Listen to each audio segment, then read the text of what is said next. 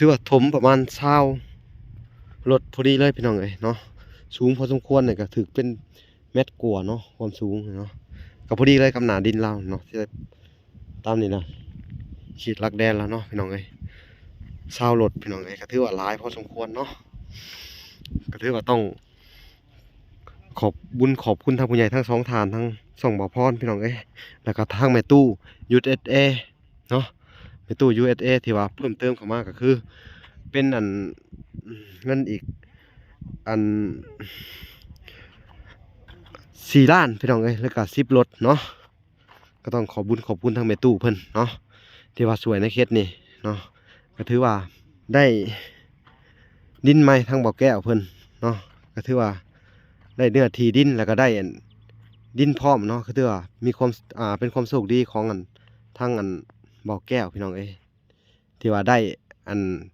ทุกสิ่งทุกอย่างพร้อมกันเนาะได้ทั้งดินพร้อมและได้ทั้งถมดินพร้อมเนาะก็ถือว่าโชคดีแฮงอะลิเนาะเฮาก็สิไปสอบถามเพิ่นอีกครั้งหนึงพี่น้องเอ้ยจักเพิ่นเฮ็ดหยังอยู่ สวัสดี สบายดีเด้อแกเด้อสบายดี กินข้าวบ่เจ้า ฮ้อนเนาะโดยอดเอาก่อนเนาะพอดีแล้วที่แล้วทางกับมื้อนี้เฮ็ดหยังก็บ่ทันเลยมันก็ทันหันมันมีหลายๆอย่างเข้ามาพร้อมกันเนาะ แม่น อดเอาก่อนสักมื้อหนึงเนาะมื้ออื่นน่าจะเข้าที่เข้าทางพี่น้องเอ้ยเนาะ ตื่นจังหวะ ทางบ่อหลาก็จะได้ เฮาจะ อันหาธูปหาเทียนหาหยังอันน่ะมาขอบอกก่อนเนาะให้เชื่ออยู่สุมกินเย็นให้อยู่ดีไม่แห้งหั่นล่ะเนาะให้ทั้งเจ้าที่เจ้าทางหั่นแหละคุ้มครองพี่น้องเอ้ยมาอยู่น้ำเพิ่นใหม่เนาะฝากเนื้อฝากตัวน้ำแถวนี่แหละพี่น้องเอ้ยเป็นจังได๋ความรู้สึกซุมเจ้าเนี่ยนี่ ดีใจหลาย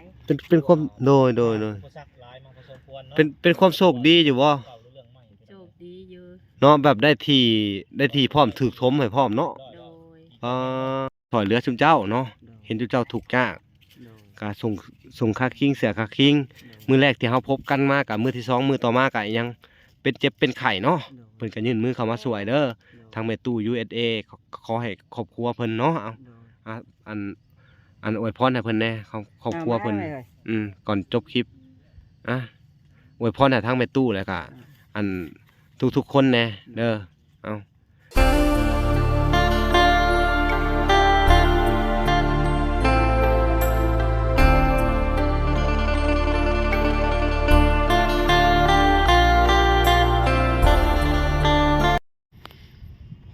ถือว่าถมประมาณ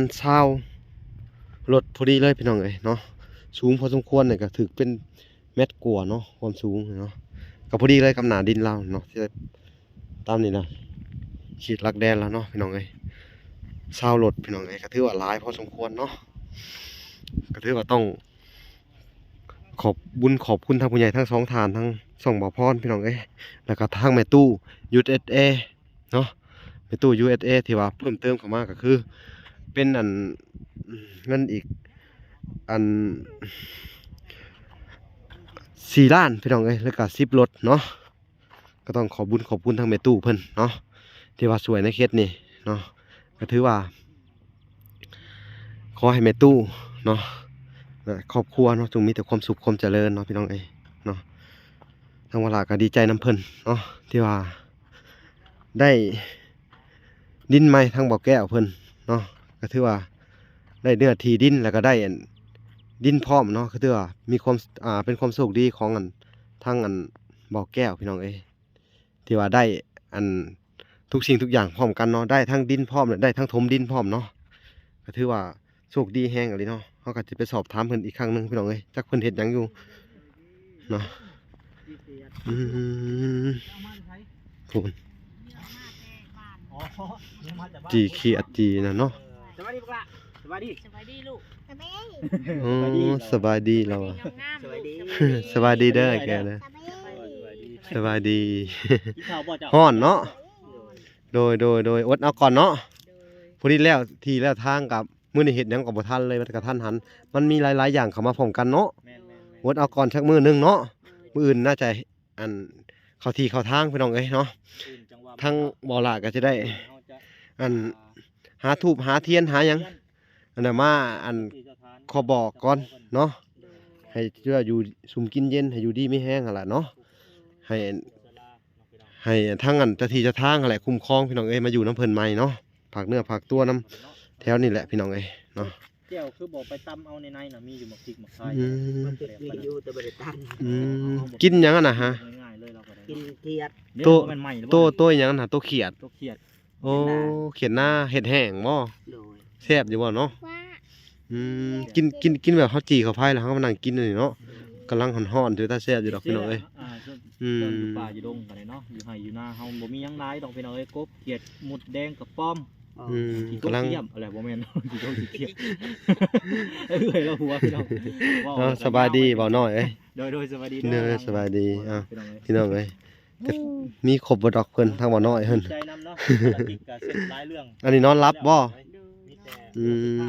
ม คือว่าเรื่องเขาตอบเฮาพี่น้องเอ้ยหลังจากได้ กำลังหลับพี่น้องเอ้ย แล้วนาะ เป็นจังได๋ความรู้สึกซุมเจ้าเนี่ยนี่ ดีใจหลาย เป็นความโดย อุปสรรคหลายมาพอสมควรเนาะ เป็นความโชคดีอยู่บ่ เก่าเรื่องใหม่ โชคดีอยู่ เนาะแบบได้ที่พร้อมถูกทมให้พร้อมเนาะ โดย ตะกี้มาเบิ่งใหม่ๆว่าสิอยู่กันจังไดเด้ทินสิแม่นบ่ กลายเป็นงานแต่เฮา บ่ มันถูกต้อง อืม คิดอยู่ แต่ว่า ว่า เรื่อง คิด ง่ายๆเฮาไปเฮ็ดยาก อื ยาก ม ว่าซั่นซะ แล้วเป็นได้ต่อบาดนี่ นี่แหละคือแนวนี้แหละ อ่ะ คือทางเจ้านี่แบบ ว่าให้ฟังดูความรู้สึกหั้นนะ ง่ายๆสุดยอด รู้สึกก็ เรื่องที่ว่าใหญ่แห้งหรือเรื่อง ดี สาม ใจ สี่เรื่องผม อืม ดีใจแห้ง เป็นที่ ดีใจแฮง แล่นตามกระบวน โอ้ การเนาะถูกต้องผมมีปัญหาหยัง ดีใจแฮงเนาะ โดย ไปแบบว่า อ้าวพี่น้องเอ้ยเพิ่นก็ดีใจแฮงเพิ่นว่า เพิ่นเฮ็ดพาเฮ็ดไปหยังก็เฮ็ดตามเพิ่นเนาะสิประมาณนี้แหละ นี่ทางไอ้แก้วเพิ่นก็กินข้าวผัวเพิ่นเพิ่นก็ว่าดีใจอย่างหลายเว้าหยังคือบ่อยากออกเนาะความดีใจเนาะ เออ อืมพี่น้อง ก็ เอ้ย ยังบ่ออกไปเลยเพราะว่าคำเขายังคาตาอยู่ อืมดีใจหลายเพิ่นว่า ใจแห้งเนาะ อืม จนย่างห้วนเราก็ได้บ่ล่ะ อื เอ้ย มบ่ เราดีใจเรานั่งบ่ติดเลยบ่เว้นนี่ค่อย เนาะ สังเกตเห็นเรา ไปหาเก็บนั่นเก็บนี่เลย ย่างหวดไปหวดมาว่ะ แม่นเราดีใจ สิได้ดินอันเป็นของตัวเองเนาะ แม่นแม่น เออเพราะว่า บ่พันว่าสิได้ของ อืม เจ้าของแบบนี้ อืม กินบ่ฟันเลย ไปกรุงเทพ10 ปี20 ปียังบ่ เอามานั่งน้ำกันหมดดู มา เถอะ นั่งกันมา สองผัวเมียสิบเจ้าฮะเอ้า กินน้ำก่อน ผู้หนึ่งย่ออยู่แจ้หนึ่งผู้หนึ่งว่าอยู่แจ้หนึ่ง มันก็บ่ โอ้มีน้ำเย็นเลย ระวังเด้อกินน้ำเย็นหลายเด้อ อืม น้องกระบอยได้ซื้อมา โอ้ โอ้ซื้อมาให้เจ้าบ่ แม่นเราก็บ่ได้มาต้อนรับ กินน้ำกัน มาบ้านใหม่เพิ่น เอ ว่า อมาต้อนรับอีกเนาะ ต้อนรับสมา ซื้ ชิ อก ได้น้ำเนี่ย บ้านให อื ม่ ม โอ้ เพิ่นชื่อน้ำแข็งมาให้กิน โอ้ทางน้องเบยซื้อน้ำแข็ง เอานั่งลงลูก นั่ง เอา ลง ไปพี่นั่งพี่ไว้เออ นั่งลง นั่งลงเว้าไทยให้พังมึงรู้จักบาท เว้าดูลูก อืมฮะอิหยังนะ สาธุ โอ้สาธุอีหยังอะ สาธุสาธุ สาธุ ขอบใจเด้อว่ะ เอาบอกเลขผู้ใหญ่เพิ่นดูเอาอืม บอกเลขช่องยัง เลขที่ออกหยัง เรื น่ะ อดิวว่าซื้อเรือน้อง อ๋อ ขอบใจเด้อ ช่วยค่ะ สวย สวย พ่อ พ่อ แม่ลุงอ้า อืม พ่อแม่ลุง อ้า อ่า อืม อื ใจ ม เด้อ ขอบใจยายๆเด้อ อย่า เด้ เจ็ อ บอย่าใครอย่าป่วยเด้อ อย่าป่วยเด้อ ให้อยู่ดีมีแหงเด้อ อยู่ใน อยู่ดีมีแหง อยู่ในมีแฮง เออ สาธุ ชาจุจับจุจับ โอ้ เออ โอ้เป็นนะ เอาจะจกอันดังอย่าตกดังเอา จะจกได้สิคือ เอา มึง พี่น้องเอ้ยเนาะ อยู่ เอาหน้าจังแกะ สุเพิ่นก็ดีใจทั้งครอบครัวเนาะ แม่นแม่น อืม สิบวกออก ถึกใจอยู่บ่ โดย ถึกใจอยู่เนาะ โดยแม่ อันเพิ่นทมทีทมทางให้หยังเป็นทีแฮมห้อยเนาะ โดยแม่ อืม บอกก็ไปกรุงเทพ10-20ปีก็บ่ได้ อืม โดย ก็คือทาง ทางว่าให้หาเองก็คิดว่าคือบ่ได้ดอก บ่ได้ อืม ให้ถ้าบ่พ่อใหญ่ใจดีมาช่วยเนาะ อืม ก็บ่ได้นํเขา คิดว่าก็อยู่ซ้ำนั่นแหละซ้ำเฮ็ดนั่นแหละ เทียบ อืม เทียบแฮง แต่ตะกี้นะแต่วางแผนกันไว้เนาะก็สิอยู่ไปเรื่อยๆเนาะ โดย อืม ไม่เอา โดยโดย สิมีหยัง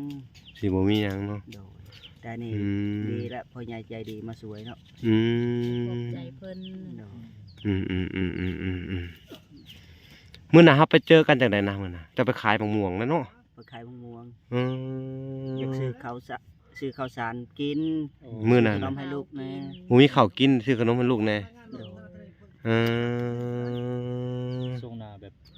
ตันเลยเนาะ โดย คือยังบ่เห็นหยังเลยว่าซั่นซะ แบบใดเฮา เฮาเบิดข้าวแล้วเฮาคิดแบบใดนะครับว่ามื้อนี้ต้องหาหยังสักอย่างต้องไปขายให้ได้แม่นบ่ แม่น ถ้าบ่เจอชุมเฮานี่สิเฮ็ดจังไดมื้อน่ะ ก็อาจสิบ่ได้กินข้าวละ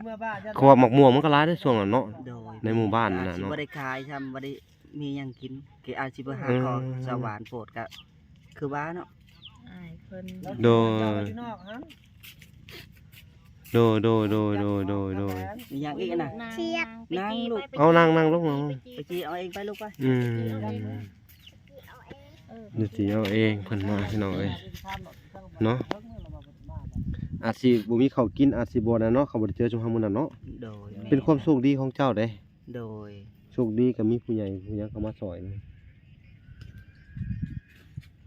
โดยอืม บ่นึกบ่พันนะว่าสิได้แบบนี้เนาะ อืม ฟันบ่ แม่น อืม คิดนี่ก็มีแต่สิไปทุกไปหาแหละบ่นนไว้อันนั้นเนาะ อืม แล้วมีเพิ่นเข้ามาช่วยก็มึงสิทุกข์ไปนาม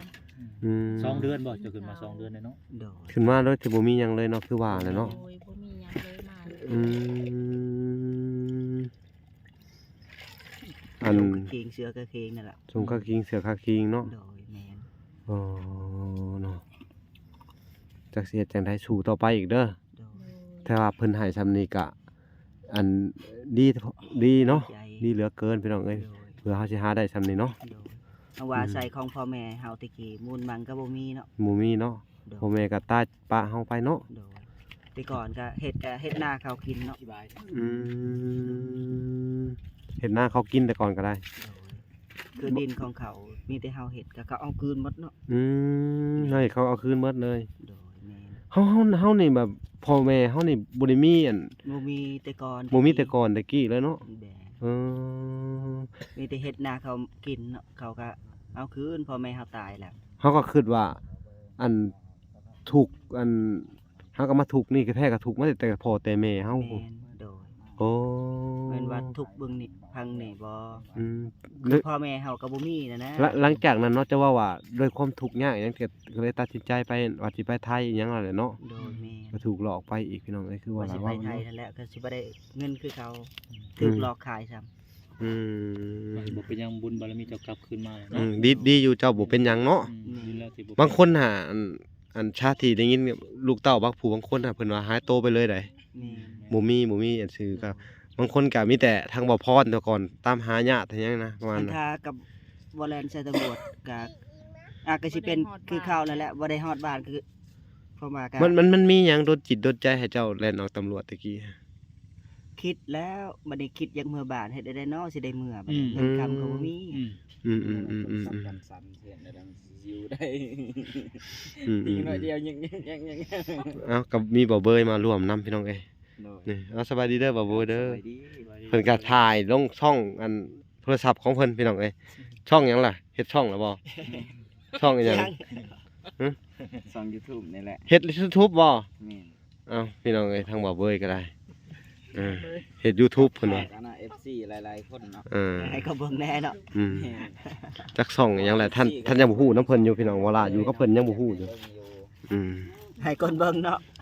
โทรศัพท์เอาเบยก็บ่แม่นกันสั่นเนาะพี่น้องตีน้อยหนึงมันไปยิงๆๆ โอ้เว้าเป็นตอนนั้นน่ะเว้าเบยเพิ่นพี่น้องเอ้ยเออ มันเป็นอย่างเอกนี่ เออ ๆบ่แม่นกันสั่นเนาะ เอาพี่น้องกะมาความรู้สึกที่ว่าได้ดินแล้วก็ความรู้สึกที่ว่าอันต่างๆเนาะก็บ่คิดบ่พันเพิ่นว่าบ่คิดบ่พันว่าสิได้อันมีคนมาช่วยเหลือซำนี้เนาะ โดย อืมก็ดีใจแทนเพิ่นพี่น้องเอ้ยทางว่าล่ะก็บ่มีหยังที่ตอบบุญแทนคุณเพิ่นแล้วก็บ่มีหยังที่อันตอบแทนเนาะก็คือว่าแหละมีแต่คำอวยใช้ให้พรพี่น้องเอ้ยเนาะขอให้ผู้ใหญ่ใจดีจงมีแต่ความสุขความเจริญพี่น้องเอ้ยเนาะความเจ็บอย่าได้ความไข้อย่ามีเนาะเอาจังได๋ก็อย่าเด้อสู้ต่อไปอีกบัดนี้เนาะ โดย อยู่นี่เนาะก็อุดมสมบูรณ์ในชาวบ้านเพิ่นก็มาแต่หาอยู่หากินเนาะเบิ่งสิไปสอบถามเบิ่งพี่น้องเอ้ย ได้ยังนำบ่ยัง ทางแม่เฒ่าเพิ่นโอ้สบายดีเด้อแม่เฒ่าเด้อ ได้ยัง ได้อิหยังแม่เฒ่าขุดหยัง จักเขาในใดบอกครบละ โอ้แม่ขนุนตัว ขนน แม่ขนุนใหญ่เด้ จ้ะ โอ้ เนาะ มาบริเวณแมงกะโนนบัด โอ้แสดงว่าอุดมสมบูรณ์อยู่เนาะทางนี้ จ้ะจ้ะ แม่ขนุนใหญ่ตัวนี่เนาะ เอาก็มีบ่หลายเนาะพูดก็บ่ค่อยหลาย ไปกับลูกกับหลานเนาะ หลาน อันนั้นก็ได้ขวดหนึ่งเนาะนี่ตัวใหญ่ๆเอามาเบิ่งดูล่ะ เออ ปลา แมงกะโนนยังเพิ่นเอิ้นแมงกะโนนแดงบ่ แม่ขนุนแดงนั่นแหละขนุนใหญ่ อัน พี่น้อง นี้ เอ้ย ชวนแม่นี่ เออ ชวนนี่ โอ้ชวนจับตัวนี้เนาะแม่ จ้ะ แมงกะโนนแดงเนาะ แม่ขนุนแดง มันสีดำกับแมงกะโนนดำ เออเด้ พี่น้อง อืม เขาเบิกก็จับกองกันแม่นกองกันสั่น บอกเบยจักเว่าอีหยังพี่น้องเอ้ยพุ่นน่ะ เออก็มีเบาเอา อันนี้ เอา ลูกหลานลูกหลานเจ้านะแม่ หลาน พ่ออีหลีบ่ ลูกหลานเขาบ่มีพ่อบ่มีแม่ ลูกหลานแท้ๆนี่บ่ ลูกหลาน โอ้แบบไหลเชื่อถึงกันเนาะเออ แม่ก็ อืม เคยอยู่นำกันแต่ว่าอยู่ต่างบ้าน เอ พ่อ อ แม่เพิ่นเสียทุ ลูกหลานพ่อแม่เพิ่นเสียเนาะ จ้ะ คือเฮานี่ไหลเชื่อถึงกันได้เนาะจังเอิ้นลูกหลานเนาะอืมโดย แล้วก็วันนี้ไปถ่าย อืม อยู่น้ำเขาทุกอย่าง อืม จะกินเขาวเป็นแม่ โดยอ๋อชวนเจ้าเนาะแม่เนาะ จะ นี่ได้ติดกับอาบ่าวนี่ได้นี่ติดกับบ่าวเบยกับบ่าวแก้วนี่ได้ ลูกไผ่แม่จะบ้านเบยนี่แหละ ลูกไผ่แม่ได้ จะ บรรณทองนี่เนาะ บ้านนาทองนี่ อ๋อลูกไผ่เจ้าหั่นได้ จะ อืมโดย เข้ากับไอ้น้องสองแต่ว่าทุกอย่างลูกเอ้ย โอ้เพิ่นเคยมีน้องนะ นี่ไอ้น้องครับทุกอย่าง ทุกข์ยากเนาะ คนเฮาคันทุกอย่างแต่พ่อแม่บ่มีหยัง อืม ลูก เอาพี่น้อง ทุกและดีเด็กลูกเอาไว้นี่ หึ เอาว่าลูกเฮ็ดให้บ้านอยู่บ้านชาวก็สาธุดี โอ้ แล้ว โดยช่วยเหลือเพิ่น ดู จักสิว่าจังไดเนาะ จ้ะ ชุมเฮาก็บ่มีหยังดอก จ้ะ ก็มีแต่ผู้ใหญ่ใจบุญนั่นแหละช่วยเหลือเพิ่นเด้อ จ้ะจ้ะ ชุมเฮาก็เป็นแค่ได้สะพานบุญเด้อ มันบุญ โดยเอ้าพี่น้องเอ้ย เดี๋ยวดู อืม แม่ก็เห็นดีแล้ว อื ลูก ม ชนสงสารซุมนี้และเบิ่ง โดยมื้อนี้ก็อันเฮาอันสิไปเวียกก่อนแล้วสิพากคือเพิ่นไว้นะเอาเว้ย อืม และอยู่นำกันนี่แหละ อยู่นำกันเด้อเว้ยเด้อ อยู่นี่แหละ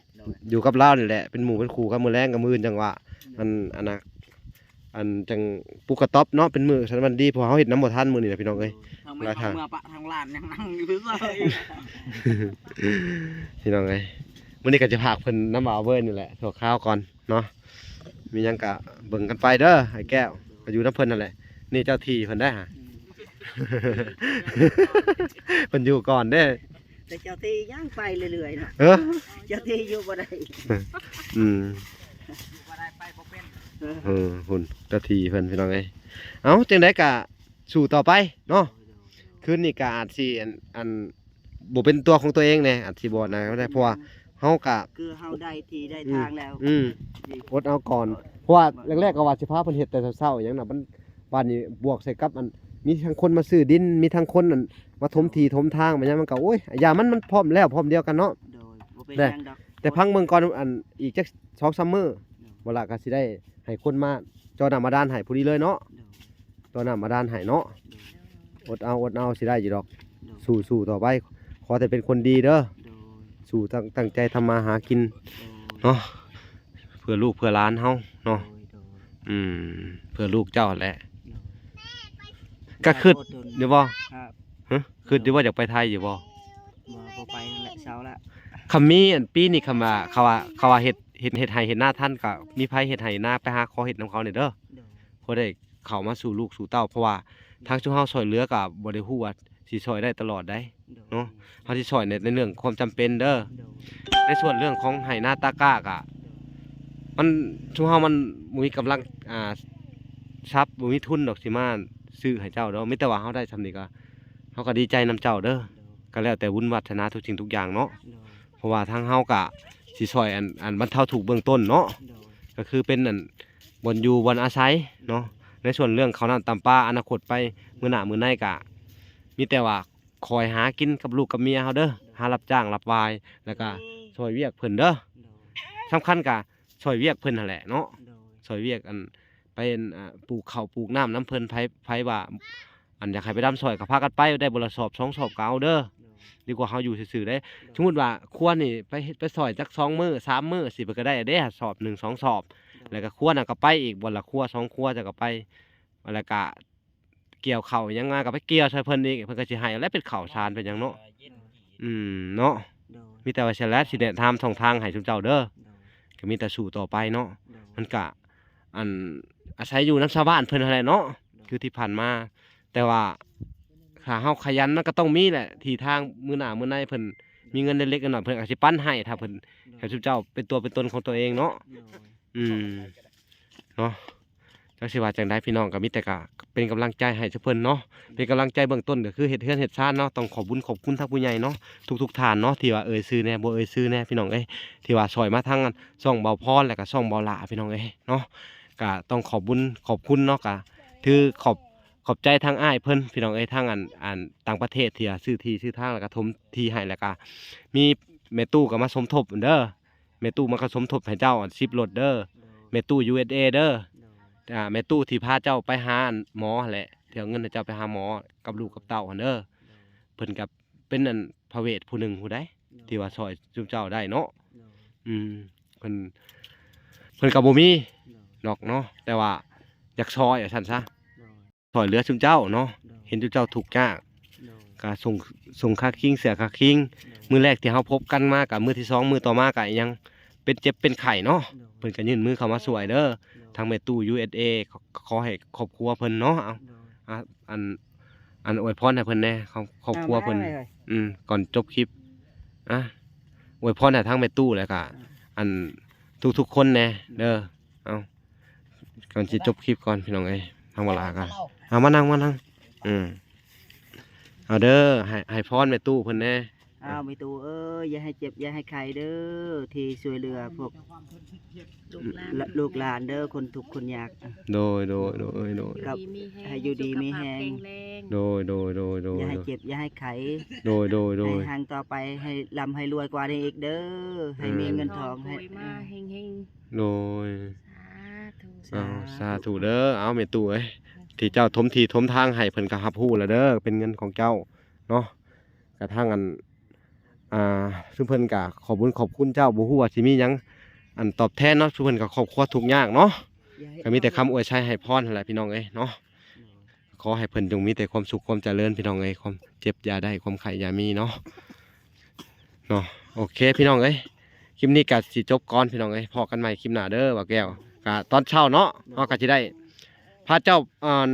ไปซื้อเครื่องเนาะตอนเช้าเนาะมื้อนี้ไปบ่ทันขอโทษขออภัยนำเด้อแล้วก็สิได้ไปเบิ่งกันทางเสาให้ทางอาเบยนำแน่เนาะเพราะว่าเวียกมื้อนี้หลายอีหลีเนาะเฮาก็เลยขอโทษขออภัยนำพี่น้องเอ้ยเนาะก็มันก็มีความยุ่งยากหลายแน่เนาะเข้ามาในอันบ่ละคือกันพี่น้องเอ้ยก็ต้องขอโทษขออภัยนำพี่น้องเอ้ยเนาะที่ว่าเฮาเฮ็ดหยังกะล่าช้าไปเนาะก็ต้องขอโทษขออภัยนำเนาะเอาโอเคบ่มีหยังหลายเด้อไอ้แก้วมื้อนี้เฮาก็สิได้จบคลิปก่อนเนาะแต่เพียงเท่านี้พอกันใหม่คลิปหน้าเนาะบ๊ายบายโดยสบายดี